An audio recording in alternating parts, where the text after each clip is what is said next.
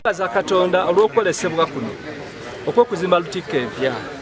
Twebaza bajjajjaffe abaazimba ekkanisa eriwo kaakati eyafuuka lutikko. Ekkanisa eyo yazimbibwa nga nto, bantu baazimba kkanisa yaabwe ya kyalo, batunyumiza bulooka baazeetikkanga mayiro okuva Ntaawo, amayinja nga gava Ngogwe, aluusi nga batambuza bigere ne bazimba ekkanisa eyo. Era ngumu nnyo, y'ensonga lwaki twagirekawo ng'ekijjukizo ate ng'eregera kutuyambako ne mu baana, so erina omugaso munene. Naye bw'otunira lutikko kati ng'obulabizi bwaffe bw'emukono, ffe tusinga abaweereza abakulu mu kkanisa ya Uganda. Ssabalabirizi Nkooyo oyo w'emukono ye mulabizi waffe mbereberye, Ssabalabirizi aliko w'emukono, era eno yegenda okuba ekkanisa ye ng'awummudde omwaka ogujja.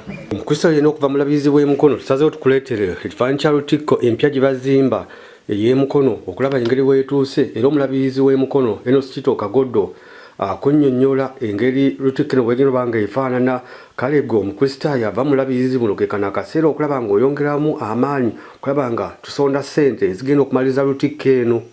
Kyali neewuunya ku kkanisa eno, buli levu etwala kawumbi.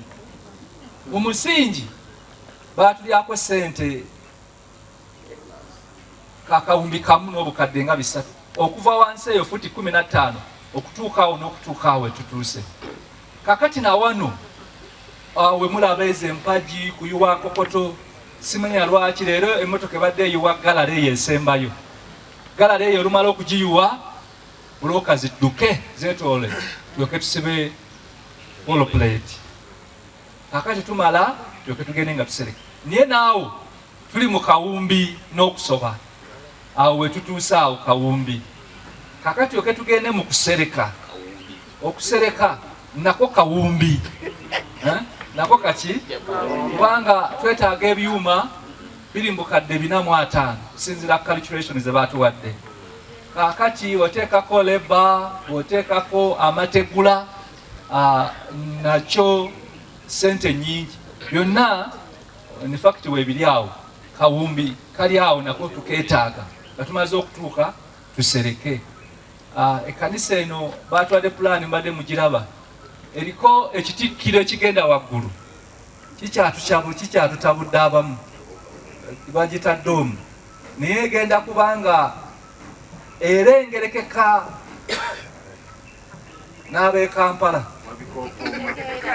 Kubanga ekkanisa nga bwe mugiraba awo, emitayimbwa giri gye basibye, kaakati eyo ye bbiimu. Mugiraba gino gye basibye eri. Kaakati okwo ate ogatteko fuuti 72.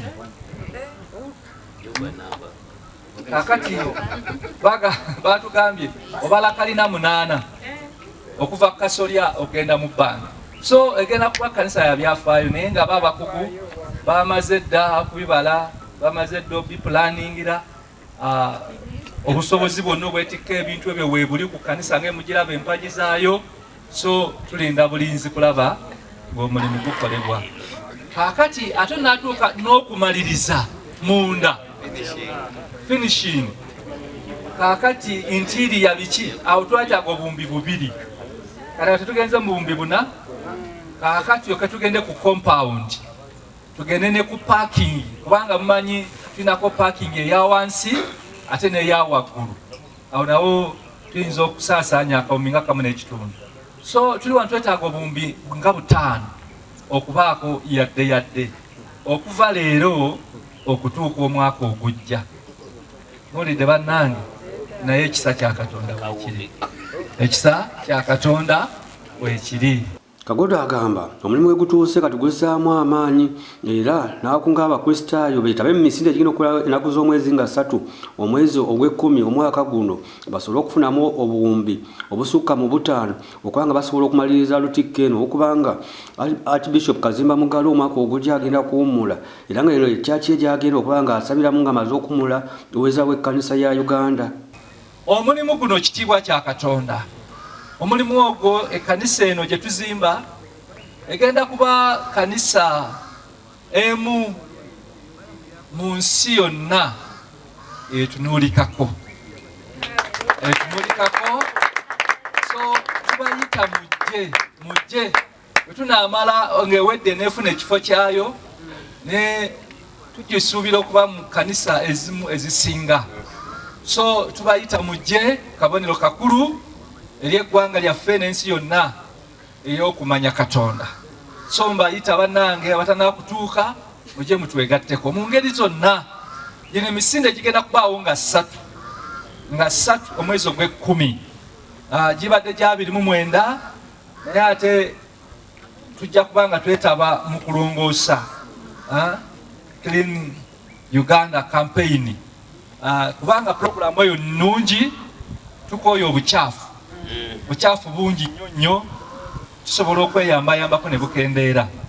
Kaakati olunaku olukulu tujja kuba ku programu eyo ya gavumenti naye nga 3 ate tujje tudduke Okitoba.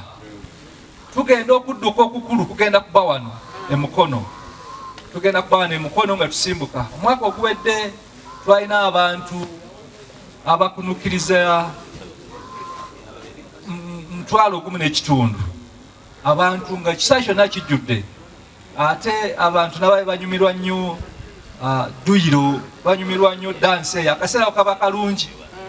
Wakiri jangu obugumemu osale ku masavu ate omubiri gudde bujja. Ekyo nakiraba nga kikulu. Naye ate n'obusabadinkoni bwaffe bwonna bajje no baffe webali wano naddala obwesudde. Era bannange abamanyi bizinesi mweyune nnyo emisinde gino kubanga ebugerere bagenda kudduka. Tujja kubaayo n'omuddusi waayo. Engogwe egenda kubaayo. Mu bite byaffe eby'obusabadingo tugenda kubanga eriyoko Lugazi, Nakibizi, Kasawo, Baale, eyo yonna emisinde gibuna obulabizi bwaffe kuba bulina disitulikiti 4: Mukono, Kayunga, Buyukwe ne Buvuma. Naye tugenda kuteekateekayo emisinde simaato naye kuba naye eriyo olukalu tugenda kuteekateekayo emisinde abadduka. Ate twebaza nnyo disitulikiti y'e Buvuma etukola bulungi kubanga ye kanisa.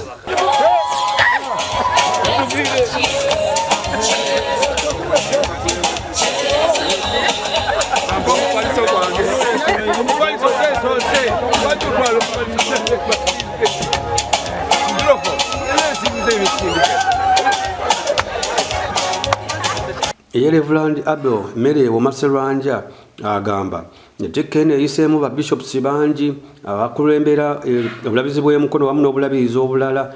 Kano akaseera okulaba nga bafuna Ntikko ebweesa ekitiibwa olw'okubanga era wano abantu aba Reverend abasomera mu Uganda Christian University Ntikko gye bajjamu okusaba nga ebaddewo eraba nga tetukana na mutindo ogwo oba ekitiibwa kyerina okubeeramu. So nakunga abakristaayo okulaba nga bavaayo benyigira mu mulimu guno okukola nga bazimba Lutikko ey'omulembe. Kino kye kiseera okufuna Lutikko empya. Lutikko enkadde ebaddewo tulabye ng'emyaka gyayo gyegyo. Mujjukire omulabirizi eyasooka Taata Livingstone Mpalanyi Nkooyooyo nejjangerera abalabirizi ab'enjawulo mpaka tutuuse ku mulabirizi Bishop Enos Kitto Kagodo ng'aweereze abalabirizi bwe twava mu Bishop Nkooyooyo, Bishop Ssenyimba najja, Bishop Luzinda najja, Bishop Sebagala najja ng'erera abalabirizi. Kakati ekiseera kyayo era kyekyo bannange kyetulezeeko. N'okaddiwe ekoze eki ekaddiye naye n'okumala tekyamala. Kifo kituyinza obutono kiba tekikyamala. Kati guno nno gwe mulembe ffe okuzimba Lutikko efaanana bweti mu bunene bwayo. Kyokka nga ate twogerako abagiyiseemu naye nakibishop ono aliko ate wano we yayita kubanga yali provost wa Lutikko eno era we yava n'agenda ate n'afuuka omulabirizi w'Emityana. Kakati ereza abalabirizi bangi ate ekyalera abalabirizi bangi kubanga ate abasinga bonna bawumulidde eno ate Mukono. Kakati kino kyekiseera tuteekewo Lutikko nga bwe tugitaddewo okulaba ng'ejja mu kitiibwa eky'abantu b'Emukono. Waliwo abantu nga beesudde obulabirizi buno gamba nga tebajja na kusobola kujja kuddukira wano. Abamu bali mu Kampala, abamu bali awala, ate abalala bali ebweru w'eggwanga. Abooluganda ne mba bweru wa ggwanga mujja kuweereza ensimbi zammwe. Bwe muweereza ensimbi zammwe emijozi gino tusobola n'okugibaweereza eyo gye muli ne muddukira buli muntu mu kitundu kye.